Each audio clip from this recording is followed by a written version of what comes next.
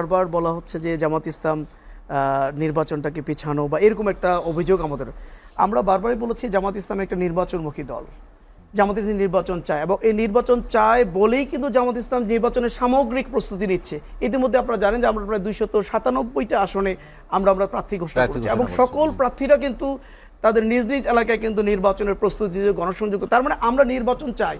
কিন্তু সেই নির্বাচনের আগে এই নির্বাচনটা যেন 14 সালের নির্বাচন না হয়, এটা যেন 18 নির্বাচন না হয়, এটা যেন 24-এর নির্বাচন না হয়, এটাই কিন্তু আমরা চাচ্ছি। এটা শুধু আমাদের চাওয়া না, এটা দেশের মানুষের চাওয়া। এই জন্য বলতে লেভেল প্লেইং ফিল্ড একটা তৈরি করতে।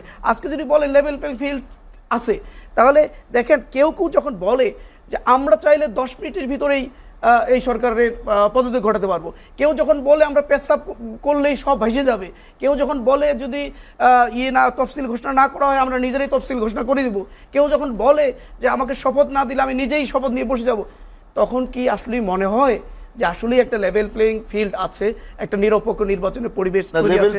এরপরে আমরা বলেছি এটা একটা দাবি। 2 নম্বর হলো আমরা বলেছি সংস্কার হতে হবে। আমি একটা প্রশ্ন করি আপনাকে, লেভেল প্লেইং ফিল্ড বলতে আপনি কি বুঝান? এরপরে হলো সংস্কার।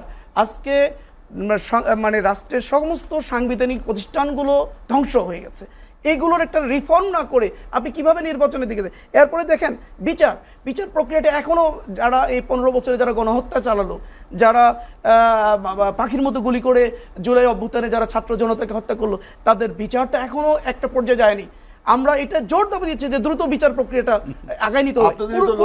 পুরোপুরি সম্ভব না, কিন্তু একটা দৃশ্যমান হতে হবে। দেশের মানুষ চাচ্ছে বিচার। আজকে দেখেন শহীদ ফ্যামিলিগুলো নিয়ে প্রোগ্রাম করেন, আহতদের নিয়ে প্রোগ্রাম করেন, তাদের একটাই দাবি যে আমরা তো জীবন দিয়েছি শুধুমাত্র একটা রাষ্ট্রের মানে ক্ষমতার পালাবদলের জন্য, আমরা জীবন দিয়েছি একটা নতুন রাজনৈতিক বন্দোবস্তের জন্য, একটা সুন্দর নির্বাচনের জন্য।